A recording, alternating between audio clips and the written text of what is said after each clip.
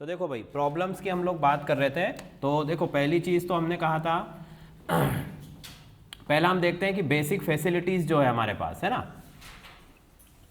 Basic facility, बुनियादी सुविधाओं में हम क्या देख सकते हैं कि पहला तो है हमारे पास रोड होना चाहिए, सड़क, है ना। कोई भी जो बिजनेस है, कोई भी इंडस्ट्री है, उसके डेवलपमेंट के लिए सबसे ज़्यादा जरूरी क्या है? रोड्स, है ना। जितने ज़्यादा डेवलप रोड्स होंगे उतनी ज़्यादा जो है आपकी जो इंडस्ट्रीज़ है वो विकास करेगी, उसका डेवलपमेंट होगा। क्यों होगा? क्योंकि कच्चा माल लाना ले जाना है, जो फिनिशिंग प्रोडक्ट है उसको भी हमें ट्रांसपोर्ट करना है। तो अगर सड़कें अच्छी होंगी तो ट्रांसपोर्टेशन में आसानी होगी, ट्रांसपोर्टेशन में पैसा कम लगेगा, और पैसा कम लगेगा तो प्रोडक्ट का जो फाइनल प्राइस है वो भी क्या होगा? कम होगा। ठीक है। तो इंडिया की अगर मैं बात करूं तो इंडिया में जो सड़कें हैं, जो रोड्स हैं, वो अगर हम सिटीज़ की बात करें, है ना, सिटी में तो थोड़ा सा हमको दिखता है डेवलपमेंट की अच्छी सड़कें हैं, और जो विलेजेस एरिया है ना, गांव जो है हमारे, यहाँ पर जो है सड़कों का विकास अभी क्या हो रहा है? चल रहा है। ठीक है। तो हमारी जो कोई भी इंडस्ट्री है वो शहरों की तरफ ही ज़्यादा उनका रुझान होता है, या शहर के आसपास के जो एरियाज़ हैं, जैसे इंदौर है,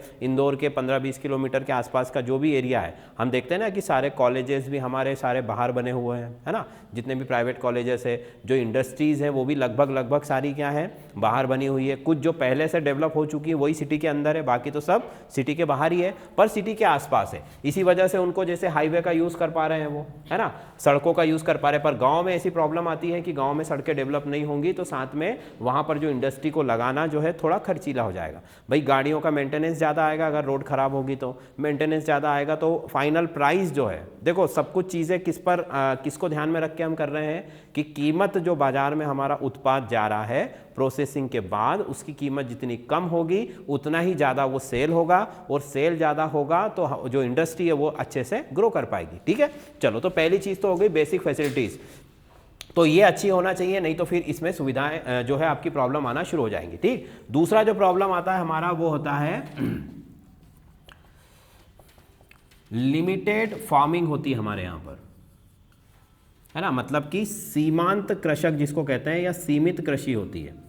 सीमांत कृषि या सीमित कृषक क्या होता है इसका मतलब? इसका मतलब भी आपको मैंने पहले भी बताया है, अभी फिर से बता देते हैं कि कुछ लिमिटेड चीज़ों की हमारे यहाँ खेती करते हैं लोग, है ना। जैसे कि कोई एक एरिया है उसमें गेहूँ लगाया है, कोई एक एरिया उसमें चना हो रहा है ना, या फिर गर्मियों के टाइम पर सारे लोगों ने मूंग लगा दिया, है ना, या फिर आपकी और भी जो दूसरी गर्मी की फसलें, मक्का भी लगती है जिसके पास पानी होता है। तो कहने का मतलब क्या है कि कुछ सेलेक्टेड क्रॉप्स हैं, कुछ अच्छी फसलें हैं जिनको किसान जो है ज़्यादातर लगाता है ना, वो सीमित कृषि करता है, लिमिटेड है। भाई उसको मालूम है कि गेहूँ लगाऊंगा तो इसका MSP मिलेगा मुझे, मतलब मिनिमम सपोर्ट प्राइस मिलेगा, दूसरी चीज़ें अगर मैं लगाऊंगा तो उसका MSP है क्या? नहीं है। तो इसी वजह से वो उन चीज़ों की ओर ध्यान देता है। तो ये भी एक सबसे बड़ी प्रॉब्लम है कि भाई अगर फूड इंडस्ट्री लगी, है ना, तो वो कोई एक प्रोडक्ट तो बनाएगा नहीं, वो तो बहुत सारी चीज़ें बनाने की कोशिश करेगा, जितनी ज़्यादा वैरायटी रखेगा। अगर वैरायटी ज़्यादा होगी तो आपको रॉ मटेरियल भी ज़्यादा चाहिए, और रॉ मटेरियल के लिए क्या चाहिए? अलग अलग चीज़ें चाहिए। किसी के लिए आलू चाहिए, किसी को आपको मान लीजिए गेहूँ चाहिए, किसी के लिए मक्का चाहिए, तो वो सारी चीज़ें यहाँ पर अवेलेबल होनी चाहिए। ठीक है। तो ये लिमिटेड फार्मिंग जो होती है ये भी एक बड़ी समस्या होती है। फिर दूसरा जो था हमारा, अगला नेक्स्ट जो था वो पॉलिसी था, हमारी जो गवर्नमेंट है उसकी नीतियाँ, है ना, नीति। तो नीति में क्या होता है? एक तो केंद्र की नीति बनती है, मतलब कि सेंट्रल गवर्नमेंट की, और दूसरा क्या होती है? राज्य की नीति बनती है, स्टेट गवर्नमेंट की, है ना। ये स्टेट वाला पोर्शन हो गया, इसकी नीति अलग, और ये सेंट्रल वाला पोर्शन हो गया, इसकी नीति अलग, है ना। पॉलिसी दोनों की अलग अलग है। अब इससे क्या होता है भाई? पॉलिसी अलग अलग होने से केंद्र ने कुछ छूट दे रखी, मान लो कुछ सब्सिडी दे रखी है ना, और राज्य उन सब्सिडी को फॉलो नहीं कर पा रहा है। तो इस वजह से जो इंडस्ट्री है वो तो क्या हो रहा है, दोनों के बीच में जो है, दोनों पॉलिसीज के बीच में उसका लॉस हो रहा है। इसी वजह से वो इंडस्ट्रीज जो है आसानी से डेवलप नहीं हो पाती। ठीक। इसके बाद में स्किल्ड जो आपके वर्कर है ना, स्किल्ड वर्कर, उनका भी अभाव होता है हमारे यहाँ पर। ज़्यादातर सब कैसे वर्कर है? अनस्किल्ड है, मतलब कि अकुशल श्रमिक हैं, जो कि उनको आप यूं कहें कि रोजगार तो मिलता है, इस इंडस्ट्री से फ़ायदा तो होगा कि उनको क्या मिलेगा? एम्प्लॉयमेंट मिलेगा, उनको रोजगार मिलेगा, परंतु वो एक लेवल तक ही काम कर सकते हैं, उसके ज़्यादा अगर आप उनसे चाहो कि वो क्वालिटी मेंटेन रखें, उस लेवल का काम करें जो कि जनरली विदेशों के जो क्राइटेरियाज है उनको मेंटेन कर पाएँ, तो वो ऐसा कर पाएंगे क्या? नहीं। इसके लिए उनको हमको क्या देना पड़ेगी? ट्रेनिंग देना पड़ेगी। ट्रेनिंग देने के बाद जो है उनका पेमेंट बढ़ाना पड़ेगा, तो ऑटोमेटिकली सारी चीज़ें जाकर फाइनल प्रोडक्ट की प्राइस को क्या करेंगी? इफेक्ट करेंगी। ठीक है, तो हम यहाँ पर लिख सकते हैं अगला जो है, अगली प्रॉब्लम क्या है कि जो कुशल श्रमिक है हमारे, है ना, स्किल्ड वर्कर्स हैं, उन वर्कर्स की हमारे यहाँ पर क्या है? कमी है। वर्कर तो बहुत हैं पर स्किल्ड वर्कर की क्या है? कमी है। ठीक, इसके बाद अगला देखो, तो हमारी जो पॉपुलेशन है ना, हमारे देश की पॉपुलेशन जो है बहुत ज़्यादा है। अब ज़्यादातर जो है लोग वेजिटेरियन है कि नॉन वेजिटेरियन है?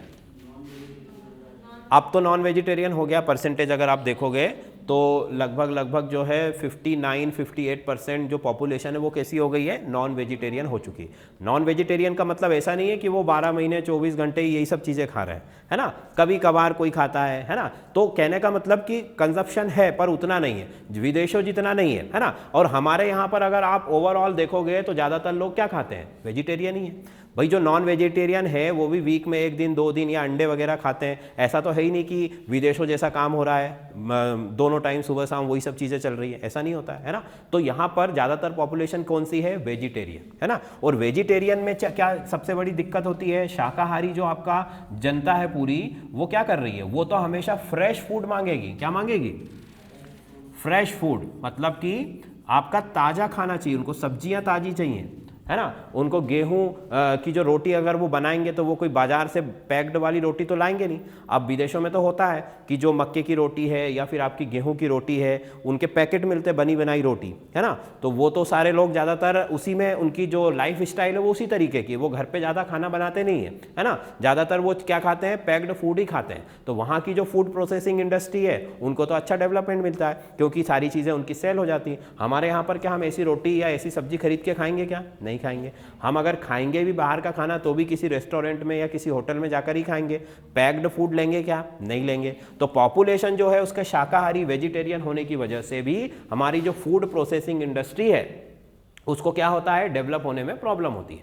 भाई अगर नॉन वेजिटेरियन है तो उसमें बहुत सारी चीज़ें हैं जो पैक्ड हो सकती हैं, है ना, पर वेजिटेरियन में ऐसा ज़्यादातर नहीं होता है। ठीक है, इसी वजह से जो है यहाँ पर शाकाहारी जनता या शाकाहारी जो पॉपुलेशन है वेजिटेरियन, उसकी वजह से हमारी फूड इंडस्ट्री को क्या हो रहा है? उतना डेवलपमेंट नहीं मिल पा रहा है। ठीक, अगला इसमें देखो तो रिसर्च एंड डेवलपमेंट की कमी है, मतलब R&D जो हमारा डिपार्टमेंट है वो कैसा है? वो भी अभी ज़्यादातर जो है डेवलप नहीं है ना। मतलब कि इसका जो विकास है वो अभी उतना नहीं हुआ है। विकास तो हो चुका है पर इस क्षेत्र में वो काम नहीं कर पाता है। क्यों नहीं करता है? क्योंकि यहाँ पर जो इंडस्ट्री में अभी उतना, देखो कोई भी चीज़ की तरफ लोगों का अट्रैक्शन कब बढ़ता है? जब उसमें कोई बड़ी भारी सफलता मिल चुकी हो किसी को, है ना। जैसे मान लो एक छोटा सा एग्जाम्पल है, जो हमारी फिल्म इंडस्ट्री है, मूवीज़ है ना, उसमें क्या होता था कि पहले जो हीरोइंस का रोल होता था वो भी लड़के लोग ही करते थे, है ना। शुरू में जब इंडस्ट्री शुरू हुई थी ना 1917-18 के आसपास पहली पिक्चर आई थी कोई सी, राजा हरिश्चंद्र, है ना। दादा साहब फाल्के का नाम सुना है कि नहीं? वो उन लोगों ने बनाई थी उस समय। तो वहाँ पर उनको पिक्चर में काम करने के लिए कोई लड़की नहीं मिल रही थी, हीरोइन। क्यों? क्योंकि वो काम जो है उस समय खराब माना जाता था, है ना, कि भाई पिक्चर में काम करना, नाचना गाना ये सब अच्छा नहीं माना जाता था। तो फिर उन लोगों ने क्या किया? लड़के कोई लड़की बना के पिक्चर बना डाली। पर जब बाद में पॉपुलैरिटी मिली, है ना, तो अच्छे अच्छे घरों की जो गर्ल्स हैं, है ना, लड़कियां हैं, उन्होंने भी फिल्मों में आना शुरू कर दिया। तो यही सब चीज़ यहाँ हो रही है। अगर डेवलपमेंट एक बार हो गया उसके बाद तो सरकार का भी ध्यान उस तरफ जाता है, दूसरे लोग भी इंडस्ट्री लगाने के बारे में सोचते हैं। ज़रूरत क्या होती किसी एक के आगे बढ़ने की? हमारे यहाँ तो यही होता है कि भीड़ में से किसी एक ने अगर कुछ करके दिखा दिया अच्छा, तो सारी की सारी फिर उसके आसपास के लोग जो है उसका क्या करने लगते हैं? फॉलो करने लगते हैं। तो सेम यह चीज़ है रिसर्च एंड डेवलपमेंट। ऐसा नहीं है कि हमारे पास लैब नहीं है, हमारे पास जो है कोई संसाधन नहीं है, सारी चीज़ें हैं, पर अभी उनका ध्यान उस ओर नहीं है। क्यों नहीं है? क्योंकि वो उतनी ग्रोइंग इंडस्ट्री नहीं है। ठीक, तो एक ये चीज़ है। अगला देखो तो हमारी जो लाइफ स्टाइल है, अगला जो फैक्टर आता है इसमें प्रॉब्लम वाला, वो कौन सा है? लाइफ स्टाइल, है ना, मतलब कि जीवन शैली। लाइफ स्टाइल से कैसा प्रभाव पड़ सकता है भाई? जीवन शैली से हम लोग कैसा खाना खाते हैं? फ्रेश, अभी बताया मैंने, वेजिटेरियन है भाई, सुबह उठेंगे घर में खाना बनेगा, है ना, दोनों टाइम खाना बनता है, नाश्ता बनता है, दूध वगैरह जो भी हमको चाहिए वो सब हम फ्रेश प्रिपेयर करके खाते हैं, ठीक है। अब ऐसा तो है ही नहीं हमारे यहाँ कि हम लोगों ने बाहर से कुछ भी लेके खा लिया, बाहर से भी हम कुछ खाते ज़रूर हैं, पर वो भी जनरली रेस्टोरेंट्स या ऐसी जगहों से ही होता है। समोसा ले लिया, कभी कचौरी ले ली, तो वो भी फ्रेश ही बनी होती है 2-4 घंटे पहले की। तो हमारी जो लाइफ स्टाइल है वो किस तरीके की है, वो पैक्ड फूड की तरफ ज़्यादा अट्रैक्ट नहीं है। हाँ, आप मेट्रो सिटीज़ में जाओगे तो थोड़ा बहुत वहाँ पर ऐसा कल्चर देखने को मिलता है कि भाई पिज़्ज़ा, बर्गर और जो ये जो पैक्ड मटेरियल होता है ना, ज़ोमेटो से बुला रहे हैं ये वो, तो ये सब चीज़ें जो है अब धीरे धीरे जो है होना शुरू हुई है, पर वो बहुत ही कम, बिल्कुल आप देखोगे तो पॉइंट में कुछ % लोग हैं जो इस तरीके की लाइफ स्टाइल फॉलो करते हैं, क्योंकि हमारा समाज अभी उसकी अनुमति नहीं देता है ना। ऐसा तो ही नहीं कि आप लोग जो मर्जी में आए वो करें, भले ही हम अकेले रह रहे हैं, यहाँ पर हमारा परिवार का कोई पर्सन नहीं भी है, तब भी जो समाज है आसपास का, उससे हटकर अगर हम कुछ करने की कोशिश करेंगे तो ऑब्वियसली 10 लोग हमको टोकेंगे। तो वो चीज़ की वजह से जो है ये लाइफ स्टाइल में हमारा अभी उतना ग्रो तो मैं नहीं कहूँगा उसको, क्योंकि उस लाइफ स्टाइल को अच्छा नहीं कह सकते हम, पर उस लेवल की अभी हमारी लाइफ स्टाइल नहीं है। हमारा लेवल कैसा है, जो है नॉर्मल, जो परंपरा से चला आ रहा है, तो उसकी वजह से भी फूड इंडस्ट्री को फायदा नहीं होगा, ठीक है। अगला देखो तो आजकल लोग क्या ज़्यादातर डिमांड मार्केट में किस चीज़ की हो रही है,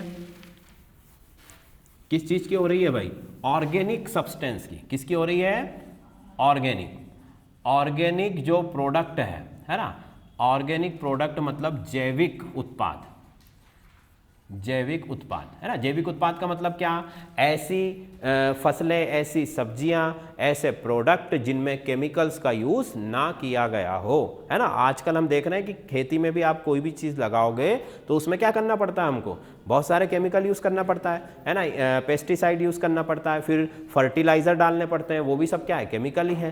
तो ऐसी चीज़ों की बजाय आजकल की जो इंडस्ट्री है वो किस तरफ, लोगों का रुझान किस तरफ आ रहा है, ऑर्गेनिक का मतलब जैसे जैविक खेती जिसको हम बोलते हैं, भाई गाय की खाद डालकर आप खेत में कुछ चीज़ें उगाओ, उसमें फर्टिलाइज़र मत डालो, है ना, या फिर आप उसको जो आपका वर्मी कंपोस्ट होता है, केचुए की खाद होती है, उसका यूज़ कर सकते हो, या किचन में भी हम घर की चीज़ों से भी हम जो है फर्टिलाइज़र बनाते हैं, है ना, जो वेस्ट मटेरियल निकलता है हमारा, फल वगैरह सब्जी का जो कचरा निकलता है उससे भी खाद बन सकती है। तो लोगों में इसकी रुझान, इसकी मांग क्यों बढ़ी है, इसकी डिमांड क्यों बढ़ी है, क्योंकि हम देख रहे हैं कि जो हमारा लाइफ स्टाइल है आज की डेट, उसकी वजह से कई सारी प्रॉब्लम फेस कर रहा है एक पर्सन, है ना। आप देखो छोटे छोटे बच्चों से लेकर बड़े बड़े बुजुर्गों तक में सारी चीज़ें, चश्मा सबको लग रहा है ना। दूसरी चीज़ ब्लड प्रेशर है, शुगर है ना, जो आपकी एसिडिटी का प्रॉब्लम है ना, ये सब चीज़ें जो डाइजेस्टिव सिस्टम से रिलेटेड जितनी भी प्रॉब्लम है, और फिर एक सारे सिस्टम एक दूसरे पर डिपेंड है, एक खराब होगा तो दूसरा भी खराब होगा। तो उसकी वजह से लोग क्या चाह रहे हैं कि उनको साफ सुथरा, अच्छा, बिना रसायनों वाला, बिना केमिकल वाला खाना मिले। तो उसकी वजह से क्या हो रहा है कि फूड इंडस्ट्री की तरफ लोग नहीं जा रहे हैं, क्योंकि फूड इंडस्ट्री क्या करेगी, वो तो बासी खाना ही खिलाएगी आपको, पैक्ड वाला। तो जब लोग फ्रेश और जैविक की मांग कर रहे हैं, ऑर्गेनिक की, तो वो उसकी तरफ जाएंगे क्या, नहीं जाएंगे। इसी वजह से जो है ये भी एक बहुत बड़ी प्रॉब्लम है किसके, उसमें, फूड इंडस्ट्री के आगे, ठीक। अगला देखो तो हमारे कुछ कल्चरल इशू है ना, कल्चर प्रॉब्लम हम इसको बोल सकते हैं। कल्चर प्रॉब्लम का मतलब सांस्कृतिक मान्यताएं। अब इससे क्या होगा भाई, सांस्कृतिक मान्यताएं जो हैं उसमें क्या प्रॉब्लम है, उसमें ये प्रॉब्लम है कि जैसे हमारे बड़े बुजुर्गों ने शुरू से हमको कह रखा है कि भाई पहले घर में आप खाना बनाओगे तो हम गाय को देते हैं, है ना, या फिर हम भगवान के लिए निकाल के रखते हैं। तो अगर हम पैक्ड फूड खाएंगे तो वो तो फ्रेश नहीं होगा, तो वो क्या हम भगवान को खिला सकते हैं, नहीं खिला सकते हैं। वो क्या गाय को देंगे, हम नहीं देंगे, वो तो महंगा भी बहुत होगा, है ना, और ऊपर से कैसा होगा, बासी होगा। तो धार्मिक मान्यताएं या कल्चरल जो इश्यूज है वो इसकी अनुमति देंगी क्या, नहीं देंगी, ठीक है। इसी वजह से जो है हमारे देश के अंदर फूड इंडस्ट्री ग्रो अच्छे से नहीं कर पा रही। वो कहाँ तक सीमित है, केवल वही जो आपके जैसे है ना फास्ट फूड जिसको हम बोलते हैं, चिप्स है, कुरकुरा है, कोल्ड ड्रिंक है, बिस्किट है, यहीं तक अभी सीमित है। अभी जो हमारा मेन कोर्स होता है, जो हमारा मेन खाना होता है, उसमें फूड इंडस्ट्री का कोई रोल है क्या? नहीं है, ठीक है। वहां पर तो सारी चीजें आपको कैसी मिलेंगी? फ्रेश ही मिलेंगी, ठीक है। तो उसकी वजह से भी धार्मिक मान्यताओं या कल्चरल जो इश्यूज है हमारे, कई तरह की चीजें हैं भाई, जैसे बोलते हैं ना कि जैन लोग हैं वो जमीन की निकली हुई चीजें नहीं खाते हैं, है ना, या फिर जो है प्याज लहसुन भी नहीं खाते हैं वो लोग, तो अलग अलग तरीके के मसाले नहीं खाते हैं, अलग अलग कास्ट में अलग अलग जगहों पर कई सारी चीजें होती है ऐसे इश्यूज। अब जो फूड इंडस्ट्री से जो पैकेट बन के आएगा उसमें इन सब चीज़ों का ध्यान रखा जाएगा क्या? नहीं रखा जाएगा। वो तो सबके लिए एक ही है, जिसको खाना है खाओ, जिसको नहीं खाना है मत खाओ। तो इसी वजह से जो है इंडस्ट्री ग्रो नहीं कर पाएगी, ठीक। चलो फिर अगला जो है एक और सबसे बड़ी और इंपॉर्टेंट प्रॉब्लम है सबसे ज़्यादा, जो कि एक्चुअल में जो है इसके ग्रोथ के लिए, उसको ग्रोथ के लिए रोक रही है, उसका नाम है कोल्ड स्टोरेज। मतलब कि जो आपके, इसको हम हिंदी में क्या कह सकते हैं कि जो फ्रीजर्स होते हैं बड़े बड़े, है ना, जैसे कि आपके होते हैं ना जिनको हम बोलते हैं वेयर हाउस। वेयर हाउस सुना है क्या होता है? वेयर हाउस जिसमें अनाज रखा जाता है ना, स्टोरेज के लिए। तो वो तो नॉर्मल होता है, मतलब रूम होते हैं उसमें अनाज को रख के और बढ़िया जो पेस्टिसाइड वगैरह है उसको रख के और उनको सेफ रखा जाता है ना। पर कोल्ड स्टोरेज क्या होता है? कोल्ड स्टोरेज के हम वेजिटेबल्स रख सकते हैं, जैसे कि हमारी वेजिटेबल से रिलेटेड फसलें हैं, जैसे मान लो आलू हुआ, प्याज हुआ, है ना, उसके बाद में आपका अदरक हुआ, है ना, जितनी भी सब्जियां हैं ज़्यादातर जो कि जनरली आप स्टोर नहीं कर सकते हो, ऐसी चीज़ों को हम किस में स्टोर कर सकते हैं? Cold storage. तो अगर कोल्ड स्टोरेज है, मान लो मैं एक छोटा किसान हूँ, मैंने आलू उगाया, मान लो मेरे पास 100 कुंटल आलू है। अब 100 कुंटल आलू को मैं मार्केट में बेचने जाता हूँ, उस समय मुझे प्राइस नहीं मिल रहा है उसका, क्योंकि सभी लोगों ने आलू लगाया हुआ है। तो मैं क्या करूँगा? उसको कोल्ड स्टोरेज में रख दूंगा, और जब मंडी में भाव आएगा तब जाकर मैं उसको बेच दूंगा। तो अगर कोल्ड स्टोरेज होगा ही नहीं तो मैं ये काम कर पाऊंगा क्या? नहीं। और इसी वजह से मैं आलू लगाऊंगा क्या? नहीं लगाऊंगा। तो अल्टीमेटली ये सारा इफेक्ट किसके ऊपर जाएगा? फूड इंडस्ट्री के ऊपर। भाई फूड इंडस्ट्री को प्रॉपर माल नहीं मिल पाएगा, और अगर माल ही नहीं मिल पाएगा, रॉ मटेरियल नहीं मिल पाएगा, तो वो प्रोडक्ट बना पाएगी क्या? नहीं बना पाएगी। इसी वजह से कोल्ड स्टोरेज भी जो है इसकी राह में एक सबसे बड़ा रोड़ा है। अब कोल्ड स्टोरेज सरकार बना क्यों नहीं रही है? क्योंकि कोल्ड स्टोरेज जो है इसमें पहले आपको किसानों को तैयार करना पड़ेगा कि भाई आपको ये चीज़ उगाओ, है ना, मतलब कि उसके अंदर जो रखना है वो तो हो पहले, क्योंकि वो तो खर्चा लगेगा ना उसमें। भाई कोल्ड स्टोरेज फ्रीजर है, उसमें बिजली लगेगी, इतना बड़ा रूम भी अगर हमने बनाया उसको ठंडा करने के लिए बिजली कितनी लगेगी? आप सोचो कि हमारे घर के फ्रिज का ही बिल कितना आता है। तो उसके बाद इसका भी जो है मेंटेनेंस और उसका रख रखाव जो है वो सारी चीज़ें बहुत महंगी है। तो अगर मान लो नॉर्मल जो स्टोरेज हाउस है वो खाली भी पड़ा रहे तो उसमें जिसका है उसको कोई नुकसान नहीं होगा, पर इसको हम खाली रख सकते हैं क्या? नहीं रख सकते। अगर ये खाली रहेगा तो इसमें आपको लॉस उठाना पड़ेगा। इसी वजह से जो है सरकार को पहले किसानों को कन्विंस करना पड़ेगा कि भाई आप इन चीज़ों को लगाइए, हम कोल्ड स्टोरेज अवेलेबल आपको कराएंगे, तब जाकर कि ये जो चेन है ये शुरू होगी। हालांकि गवर्नमेंट इस पर काम कर रही है धीरे धीरे, ठीक है, पर वो तो धीरे धीरे ही होगा काम, और गवर्नमेंट का काम तो वैसे भी क्या होता है? आराम से होता है, ठीक। तो ये सबसे बड़ी प्रॉब्लम है, ठीक। इसके बाद चलो तो आगे, है ना, ये सब हो गया। अब देखो कुछ हमारे पास कुछ फैक्टर्स हैं। देखो भारत जो है विश्व में कुछ चीज़ों का सबसे बड़ा प्रोड्यूसर है ना, जैसे कि मान लो आम हुआ, है ना, आम है, केला है, ये जो चीज़ें हैं ये भारत में बहुत अच्छे से हम उगा सकते हैं और प्रोड्यूस होती है, मतलब प्रोडक्शन अच्छा खासा होता है, ठीक है। आप चावल ले लो, गेहूं ले लो, इन सब चीज़ों में भी भारत क्या है? एक गुड प्रोड्यूसर है, बहुत अच्छा प्रोड्यूसर है ना। पर फिर भी हम लोग एक्सपोर्ट कितना कर पाते हैं? एक्सपोर्ट कितना कर पाते हैं? बस 2%। कितना कर पाते हैं? सिर्फ 2%। मतलब कि भारत जो है प्रोड्यूसर होने के बाद भी 2% जो है एक्सपोर्ट कर पाता है, निर्यात कर पाता है। क्यों कर पाता है? उसका सबसे बड़ा कारण क्या है? हमारी पॉपुलेशन। जितना उगाते हैं उतना पहले तो हम ही खा जाते हैं, है ना, उसके बाद बचेगा तो बाहर भेजोगे ना, नहीं तो कुछ है ही नहीं तो बाहर कैसे भेजोगे? तो देखो इसमें 2% हमने लिखा कि निर्यात करते हैं। इसके बाद आप लिखो कि जैसे कि केला है, आम है ना, केला आम ये दो चीज़ें जो है ना, और दूध, इनमें भारत जो है कैसा है? नंबर 1, ठीक है। पूरे विश्व में क्या है? नंबर 1 है इनके प्रोडक्शन में, है ना। यहां पर लिख देता हूं मैं प्रोडक्शन ऑफ दिस 3 प्रोडक्ट, है ना। तो केला बहुत ज़्यादा उगता है, आम बहुत ज़्यादा है और दूध का प्रोडक्शन बहुत ज़्यादा है, विश्व में नंबर 1 पर आते हैं इन चीज़ों के मामले में, ठीक। उसके बाद चावल है ना, गेहूं है, काजू है, मूंगफली है। इसके बाद जो है चावल, गेहूं, मूंगफली, काजू, इन सब चीज़ों में जो है भारत क्या है, गुड प्रोड्यूसर है, मतलब अच्छा खासा उत्पादन होता है। आप ये तो नहीं कह सकते नंबर 1 है, पर गुड प्रोड्यूसर है, अच्छी खासी मात्रा जो है इसकी उगाई जाती है भारत के अंदर, ठीक है। अगला जो है जो वेजिटेबल्स है ना, टोटल किसका, वर्ल्ड का, वर्ल्ड का टोटल वेजिटेबल जो है उसका 17% जो है भारत में उगाया जाता है, इन इंडिया, ठीक है। विश्व में जितनी भी सब्जियां उगती है उन सब्जियों का कितना प्रतिशत भारत में उगता है, 17%। ये भी बहुत अच्छी मात्रा है, ठीक है। पर वही प्रॉब्लम, हमारी पॉपुलेशन ज़्यादा होने की वजह से कंजप्शन जो है वो हमारे देश में ही हो जाता है, जिसकी वजह से हम निर्यात नहीं कर पाते, एक्सपोर्ट नहीं कर पाते, ठीक। इसके बाद जो है फल उत्पादन की अगर मैं बात करूं, है ना, फ्रूट्स की, फ्रूट प्रोडक्शन की अगर मैं बात करूं तो ये भी जो है वर्ल्ड का 14% है ना, 14% ऑफ द वर्ल्ड, विश्व का 14% फल जो है वो भारत में उगाया जाता है। इसके अंदर विभिन्न प्रकार के फल आ गए, मेन जिसमें कौन सा है, केला और आम, है ना, बाकी के दूसरे फ्रूट्स हैं। तो हम तो ओवरऑल एक रेशो देखें तो 14% जो है फलों का उत्पादन भारत करता है पूरे विश्व का, 17% वेजिटेबल्स का ग्रो जो है इंडिया करता है पूरे वर्ल्ड के अराउंड, और बाकी के जो 2 आइटम है इसमें भी अच्छा खासा उत्पादन करता है, ठीक है। ये सब थोड़े से आपको चीज़ें जो है ये याद रखना पड़ेंगी, ठीक है भाई। इतनी बात हो गई। अब अगला चलो, तो अब सरकार ने जो है फूड इंडस्ट्री को डेवलप करने के लिए क्या क्या कदम उठाए, है ना, क्या क्या स्टेप्स लिए हैं, उनकी हम बात करेंगे। चलो अब हम देखते हैं कि गवर्नमेंट ने क्या क्या कदम उठाए हैं फूड प्रोसेसिंग को आगे बढ़ाने के लिए।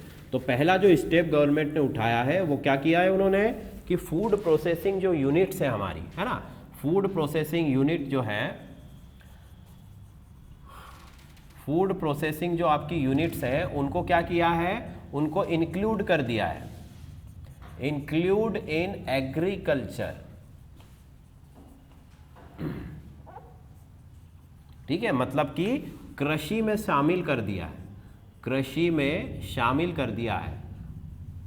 ये पहला स्टेप है भाई। कृषि का मतलब क्या है, कृषि का मतलब सिर्फ फसलों को या सब्जियों को उगाना नहीं होता है। कृषि के अंदर हमने पढ़ा था अभी पिछली उसी में कि पिछले वीक में कि उसके अंदर मछली पालना, है ना, मतलब जो फिशरीज़ हैं वो भी आ जाएंगी।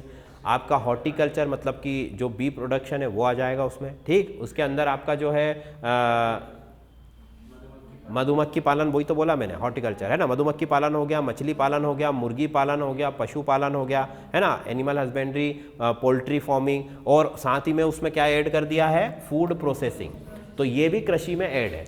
अब इससे होगा क्या कि भाई जैसे देश की सरकार ने कृषि के लिए बजट निकाला तो उसमें बेनिफिट किसको मिलेगा, इसको भी मिलेगा, है ना। तो ये इस वजह से जो है उसमें आपको ऐड कर दिया। दूसरा जो सरकार ने किया वो काम क्या किया है कि एफडीआई को वो लेकर आ रही है किसके अंदर, फूड प्रोसेसिंग यूनिट के अंदर। भाई देखो फूड प्रोसेस या प्रोसेस जो फूड है वो खाने का चलन कहाँ पर है, विदेशों में है कि नहीं है, विदेश के लोग ही ज़्यादातर खाते हैं ये सब चीज़ें। तो एफडीआई का मतलब पता है सबको, एफडीआई का मतलब फॉरेन डायरेक्ट इन्वेस्टमेंट, है ना, विदेशी निवेश, जिसको हिंदी में क्या कहते हैं, विदेशी निवेश। विदेश के लोग आके हमारे यहाँ पर इंडस्ट्री में क्या लगाएंगे, पैसा लगाएंगे, ठीक है, जिसकी वजह से हमारी इंडस्ट्री भी ग्रो होगी, हमारे यहाँ जो है रोजगार के अवसर बनेंगे, जॉब्स क्रिएट होंगी, और साथ में इंडस्ट्री क्या हो जाएगी,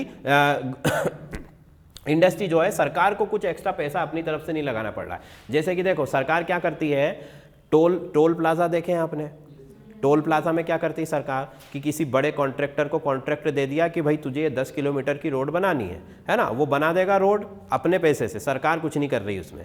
सरकार ने उसको कहा आप बनाओ, उसने बना दिया परमिशन लेके। अब उसने क्या किया कि उसके ऊपर टोल बना लिया और टोल से आने जाने वाले लोगों से पैसा कलेक्ट कर रहा है। तो 5 साल में 7 साल में उनकी एक लिमिट होती है, वो उतने साल में अपना जो भी पैसा उसने लगाया है बेनिफिट के साथ वो उसको कमा लेगा और उसके बाद जो है वहाँ से वो सड़क को फ्री कर देगा। बात समझ में आ गई? तो गवर्नमेंट इस तरीके से काम करती है। तो वैसे ही उसने क्या किया, FDI लेकर आई, फॉरेन इन्वेस्टमेंट, और वो फॉरेन वाले आके यहाँ पर सारा काम करेंगे और अपना बेनिफिट निकालेंगे और गवर्नमेंट को अलग से कुछ करना नहीं पड़ेगा। गवर्नमेंट का काम आसान क्या हो रहा है, एक तो वो टैक्स भी देंगे, दूसरा लोगों को नौकरी देंगे, है ना, तीसरा उनकी इंडस्ट्री भी डेवलप करके जाएंगे। तो हमको तो फायदा ही फायदा उसमें। इस वजह से गवर्नमेंट ने ये रूल या ये जो काम है ये भी एक अच्छा इसमें किया है। ठीक, अगला अगर देखो तो कोल्ड चेन। अभी जो हमने कोल्ड स्टोरेज की बात की थी ना, कोल्ड स्टोरेज की जो चेन है पूरी, इसको डेवलप कर रही है ना। कोल्ड स्टोरेज की चेन को डेवलप कर रही है, मतलब कि उसका विकास कर रही है, धीरे धीरे धीरे धीरे विकास हो रहा है। और जब कोल्ड स्टोरेज की चेन अच्छी खासी हो जाएगी तो यहाँ पर भी फूड इंडस्ट्री का बहुत अच्छा भविष्य होगा। ठीक है, ये कोल्ड स्टोरेज की बात हो गई। अगला कदम सरकार ने क्या उठाया भाई कि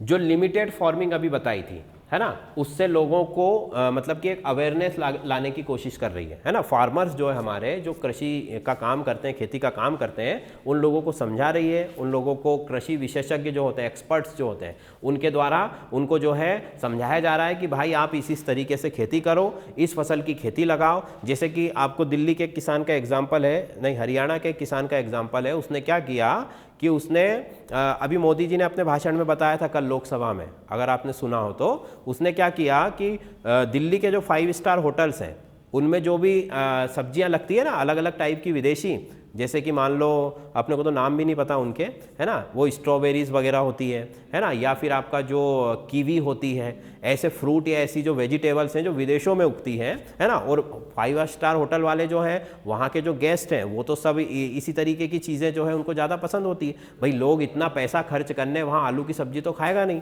5 स्टार होटल में अगर वो जाएगा तो 20,000 15,000 एक रात का वो पैसा दे रहा है, तो वो तो उस तरह की फैसिलिटी उसको चाहिए।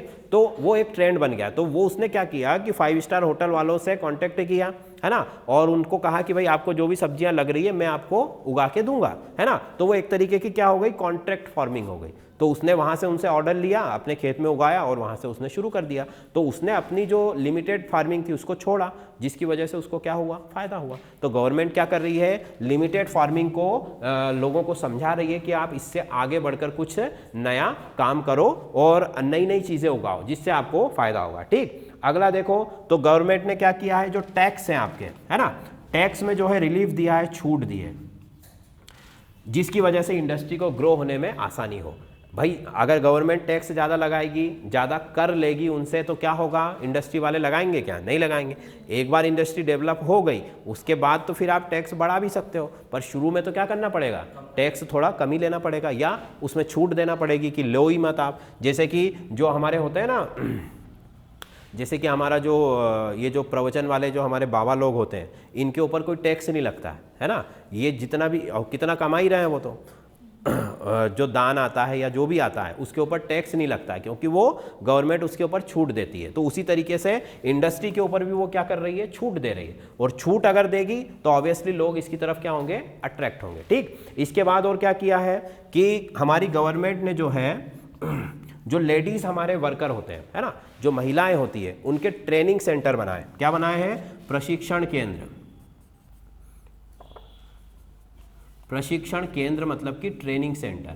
अभी हमने ऊपर प्रॉब्लम में पढ़ा था कि भाई जो स्किल्ड पर्सन हमारे यहाँ पर कम है और अनस्किल्ड जो वर्कर है वो ज़्यादा है। तो गवर्नमेंट क्या कर रही है, उनको ट्रेनिंग दे रही है, ट्रेनिंग सेंटर बना रही है। ट्रेनिंग सेंटर में उनको पहले ट्रेनिंग दी जाती है, ट्रेनिंग के बाद उनको काम मिलता है, जिससे उनको पैसा भी अच्छा मिलता है और साथ ही में क्या होता है, जो लेवल है इंडस्ट्री का वो मेंटेन रहता है। ठीक, चलो इसके बाद अगला देखो, गवर्नमेंट ने एक और काम क्या किया है कि उनकी जो रजिस्ट्रेशन की जो भी सरकारी प्रोसेस है ना, पंजीयन जिसको हम बोलते हैं, तो पंजीयन की प्रक्रिया मतलब कि जो रजिस्ट्रेशन का प्रोसेस है उसको भी क्या कर रही है सरकार, सरल बना रही है। फटाफट रजिस्ट्रेशन हो जाए, जिससे क्या हो कि लोगों को प्रॉब्लम ना हो। आपने सुना होगा कि एक देश है अपना कौन सा बताऊं मैं आपको, जर्मनी का नाम सुना है सबने, है ना। जर्मनी के पास पोलैंड है, पोलैंड के पास एक छोटा सा देश है स्लोवाकिया, ऐसा कुछ नाम है उसका, है ना। वहाँ पर जो जैसे हमारे यहाँ वो बनता है ना, क्या कहते हैं उसको, आधार कार्ड नहीं, वीज़ा वगैरह जिसको पासपोर्ट हम, हाँ पासपोर्ट जो बनता है वहाँ पर, पासपोर्ट कैसे बनता है, आप जाओ वहाँ पे एक फॉर्म भरो और एक फ़ोटो दो आपकी, और जैसे कॉलेज में हम लाइब्रेरी कार्ड बनवाते हैं ना, वैसे वहाँ पर इजी प्रोसेस है बहुत, पासपोर्ट आसानी से बन जाता है, बिल्कुल हैंड टू हैंड आप उसको फ़ोटो और वो दो और आपको वो पासपोर्ट बना के दे देगा। ठीक है, अब वहाँ की गवर्नमेंट ऐसा क्यों कर रही है, ताकि लोगों को प्रॉब्लम ना हो, उनका पासपोर्ट वीज़ा की अगर प्रॉब्लम होगी तो लोग वहाँ जाएंगे क्यों, तो इस वजह से लोग आसानी से जो काम हो जाता है तो वहाँ पर अट्रैक्ट होते हैं, वहाँ पर वो टूरिज़्म उनका बढ़ता है, जिससे उस गवर्नमेंट को क्या होता है, फायदा होता है। अब जो बड़े बड़े देश है जैसे अमेरिका, लोगों ने सालों से लगा रखी है एप्लीकेशन, वीज़ा ही नहीं मिलता है उनको, है ना, क्यों, क्योंकि वहाँ उनको अब ज़रूरत थोड़ी है कि लोग हमारे यहाँ आए, है ना, ये तो हमारी ज़रूरत है, हमारी इच्छा है कि हम वहाँ जाएं भाई, उसको घूम के आएँ, देखें फिरें। तो ऐसे ही अभी गवर्नमेंट क्या कर रही है, पहले प्रक्रिया को आसान बनाएगी रजिस्ट्रेशन को, जिससे लोग अट्रैक्ट हों, और जब एक बार इंडस्ट्री डेवलप हो गई उसके बाद तो वो कुछ भी रूल्स में चेंज कर सकती है। ठीक, चलो इसके बाद इसमें हाँ एक और चीज़ है इसमें, जो आपका जो ऋण सुविधा है, ऋण सुविधा का मतलब हाँ लोन जिसको हम कहते हैं, है ना, उसको भी गवर्नमेंट अवेलेबल कर रही है, मतलब कि लोन दे रही है, वो लोगों को लोन दे रही है, किसके लिए, लोन अवेलेबल करा रही है या ऋण दे रही है इन इंडस्ट्री वालों को, ताकि वो क्या करें, ताकि वो इंडस्ट्री के लिए उनको पैसे की जो दिक्कत है वो दूर हो जाए, और गवर्नमेंट उस लोन के ऊपर भी सब्सिडी देती है, उस लोन के ऊपर जो है इंटरेस्ट नहीं लेती है, ब्याज नहीं लेती है, जिसकी वजह से जो है इंडस्ट्री को ग्रो के लिए अच्छा खासा मौका मिल जाता है। ठीक है भाई, ये बात हो गई। इसके अलावा चलो आगे दो चार चीज़ें और हैं इसमें।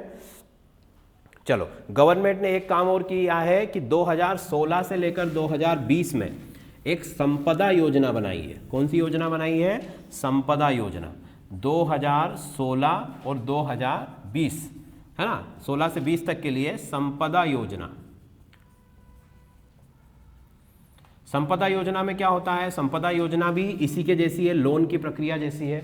उसके लिए लोगों को पैसा एक तरीके से हम कह सकते हैं कि जैसे होता है ना, वो समूह होता है, 4-5 लोगों के समूह को हाँ पैसा दिया जाता है, उसी तरीके की ये योजना है कि संपदा, संपदा का मतलब कि पैसा एक तरीके से, है ना। पैसे में अब यहाँ पर क्या क्या चीज़ आ रही है, जगह भी हो सकती है इंडस्ट्री के लिए, है ना, या नगद पैसा भी हो सकता है, ठीक है, या फिर उसके लिए कोई मशीनरी हो सकती है। ये जो भी चीज़ इंडस्ट्री में यूज़फुल है और थोड़ी महंगी है, उसको क्या किया जाए, उसको कलेक्ट किया जाए, धीरे धीरे कलेक्ट किया जाए। तो वो काम किसके द्वारा हो रहा है, संपदा योजना। ये सरकार क्या कर रही है कि इसमें लोगों को वही लोन अवेलेबल करा रही है, पर छोटी छोटी चीज़ों को। भाई जैसे एक साथ मुझे चाहिए 15 लाख का लोन, है ना, तो अगर मैं ले भी लूँ, सरकार दे भी दे, तो मेरे लिए रिटर्न करना मुश्किल होगा। तो गवर्नमेंट क्या कर रही है कि टाइम भले ही ज़्यादा लगे, पर धीरे धीरे चीज़ों को इकट्ठा करें, है ना, और धीरे धीरे इकट्ठा होंगी। जब चीज़ें लगेंगी कि भाई हमारे पास सारा हो गया है, तो हम क्या कर देंगे, इंडस्ट्री को जो है वहाँ पर प्लांट हमारा शुरू कर देंगे। बात समझ में आ गई। तो ये संपदा योजना है, सरकार ने शुरू की है। इसके बाद एक और चीज़ है, mega food park. Mega food park मतलब कि जो होते हैं ना हमारे बड़े बड़े मॉल्स होते हैं, इसी तरीके से मेगा फूड पार्क भी गवर्नमेंट की योजना में शामिल है।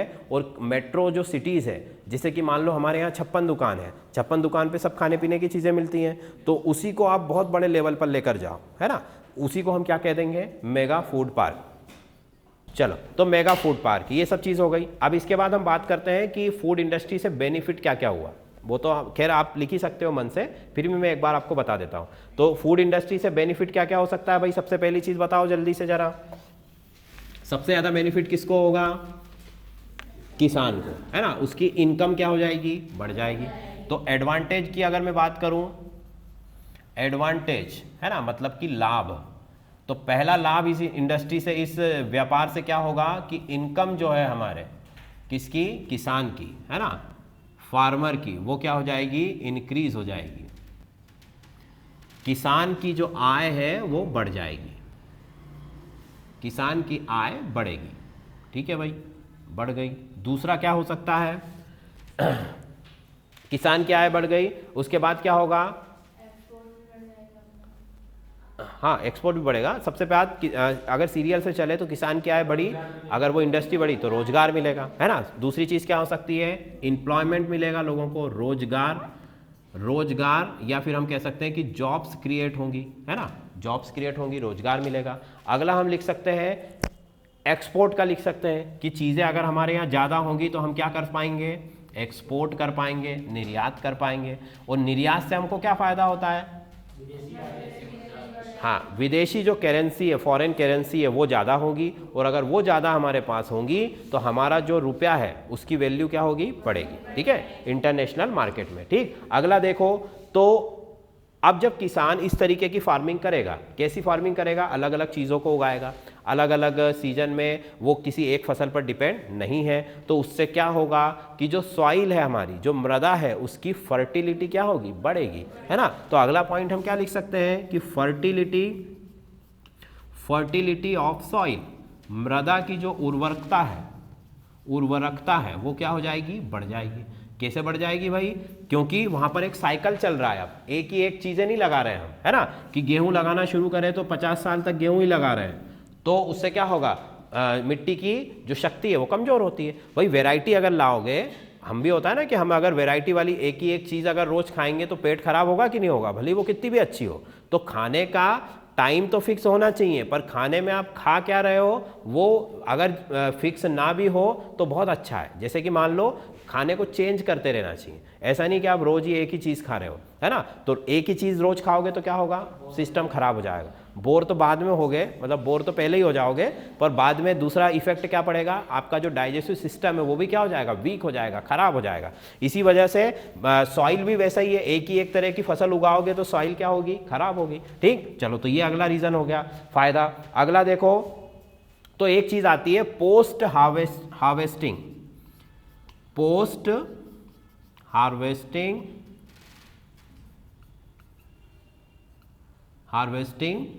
लॉस जो होता है ये कम होगा, है ना। मतलब इसका क्या मतलब हुआ भाई, पोस्ट का मतलब बाद में, और हार्वेस्टिंग मतलब कटाई। फसलों को काटने के बाद जो नुकसान होता है वो क्या होगा, कम होगा। कैसे कम होगा, जैसे मान लो हमारे यहाँ पर क्या होता है कि फसल कटने के बाद लोगों के पास रखने की जगह तो होती नहीं है ना, तो वो सीधा क्या करता है, वो या तो उसको बेचने के लिए जाएगा, और अगर वो नहीं बेच रहा है तो उसके पास स्टोरेज की प्रॉपर फैसिलिटी नहीं है। मतलब एक दिन भी नहीं रख सकते हो सब्जियों को, तो आप दूसरे, अगर आपने एक दिन रख लिया तो दूसरे दिन उसका जो प्राइस है वो कम हो जाएगा। ठीक है, तो प्रॉपर स्टोरेज है नहीं, तो इसलिए पोस्ट हार्वेस्टिंग मतलब कटने के बाद फसल अगर सीधी बिकी नहीं आपकी तो क्या होगा, आपको नुकसान होगा। दूसरी चीज़, अगर आपने उसको रख लिया तो वो खराब होगी, उसकी क्वालिटी गिर जाएगी, जिसकी वजह से भी आपको क्या होगा, नुकसान होगा। फसल जो हमारी कट रही है खेत में, उसमें भी अगर आप ध्यान नहीं दोगे तो वो जो दाने हैं वो खेत में गिर जाते हैं, है ना, या जो मजदूर लोग हैं वो अच्छे से काम नहीं करते हैं, तो वो भी कटाई के बाद होने वाला जितना भी नुकसान है वो इससे कम होगा। कैसे कम होगा भाई, कटाई के बाद इससे नुकसान कैसे कम होगा, कि हमने क्या कर रखा है कि हम अलग अलग चीज़ों की वैरायटी में उसको उगा रहे हैं, है ना। हमने कंपनी के साथ उसकी डील कर रखी पहले से ही, जैसे ही हमारी चीज़ तैयार हुई, फसल तैयार हुई, हम जाके सीधा उसको दे देंगे। हमको ना स्टोरेज करने की ज़रूरत है, ना हमको उसको संभालने की और उसकी रख रखाव करने की ज़रूरत है। बात समझ में आ गई। इस वजह से पोस्ट हार्वेस्टिंग का जो नुकसान है वो भी क्या हो जाएगा, कम हो जाएगा। ठीक, और लोगों को फिर एक और आप इसमें लिख सकते हो कि लोगों को अलग अलग वैरायटी की चीज़ें मिलेंगी खाने को, तो वो जो एक कुपोषण होता है ना हमारे देश के अंदर, अब शो हो रहा है, हाँ, तो जल्दी से उसका आप स्क्रीनशॉट या नोट कर सकते हो। देखो होता क्या है कि बैलेंस डाइट होना चाहिए, संतुलित आहार, है ना। उसके अंदर आपको कार्बोहाइड्रेट होना चाहिए, प्रोटीन होना चाहिए, फैट होना चाहिए, विटामिन जो भी हैं आपके, मिनरल, सारी चीज़ें होनी चाहिए। अगर वो सब कुछ है तो आप जो है आपके अंदर जो न्यूट्रिशन वैल्यू, पोषण का जो स्तर है वो अच्छा रहेगा। और अगर आप कर रहे हो कि एक ही एक चीज़ बहुत खा रहे हो, घी तो आपने बहुत खा लिया, है ना, दूसरी चीज़ें आप खा ही नहीं रहे हो, तो भी आपका जो शरीर है वो कैसा हो जाएगा, वो एक तरीके से वो कुपोषित हो जाएगा, है ना। तो अगर हमको अलग अलग वैरायटी की चीज़ें मिल रही है ना, तो उससे क्या होगा कि हमारे जो देश में जो कुपोषण की जो केसेस है वो क्या होंगे, कम होंगे, है ना। ऐसा गवर्नमेंट का मानना है। ये चीज़ तब अप्लाई होगी जबकि फूड इंडस्ट्री या किसान इस तरीके की खेती करेंगे। बात समझ में आ गई। तो ये कुछ फ़ायदे हो गए। ठीक, अब इसके बाद जो है इसमें कुछ हमारे पास कुछ एक इंडस्ट्रीज़ है, सॉरी इंडस्ट्री नहीं कहेंगे, कुछ एक संस्थाएं हैं, है ना, इंस्टीट्यूट है जो कि क्या कर रहे हैं, इस क्षेत्र में काम करते हैं। वो भी मैं फटाफट आपको बता देता हूं, तो उसके बाद ये हमारा टॉपिक खत्म हो जाएगा। ठीक है भाई, तो इसमें पहला है API ये एक इंस्टीट्यूट या हम इसको संस्था कह सकते हैं, इसका नाम है, ठीक। APEDA इसका फुल फॉर्म क्या है? Agriculture product export and development authorities. लिख लो जल्दी से, agriculture product export and development authorities, ठीक है।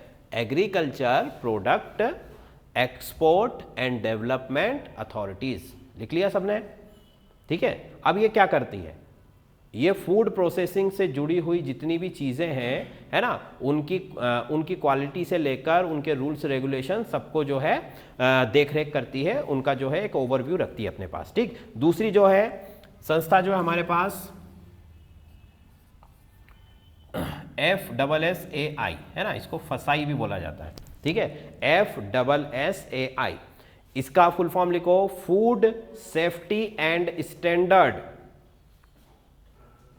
Food safety and standard authority of India, food safety and standard authority of India, ठीक। ये क्या काम करती है? जैसे कि ये एक लेबल देती है चीज़ों को, है ना। होता है ना कि एक इंस्पेक्टर आएगा, वो आपकी प्रोडक्ट की जांच करेगा और फिर उसको अगर उसकी क्वालिटी पसंद आती तो वो उस पर लेबल लगा देगा। किसका लेबल लगा देगा? इसका।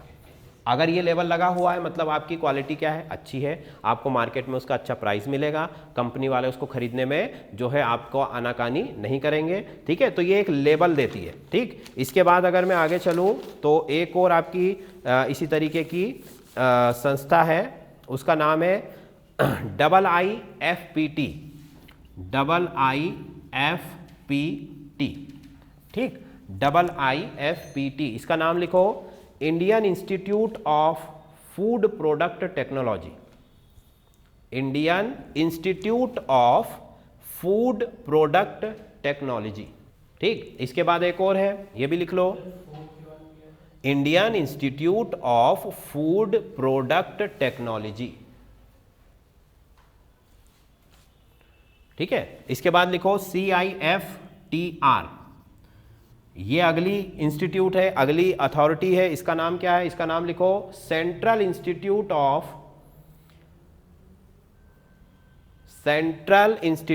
Of food technology and research, central institute of food technology and research,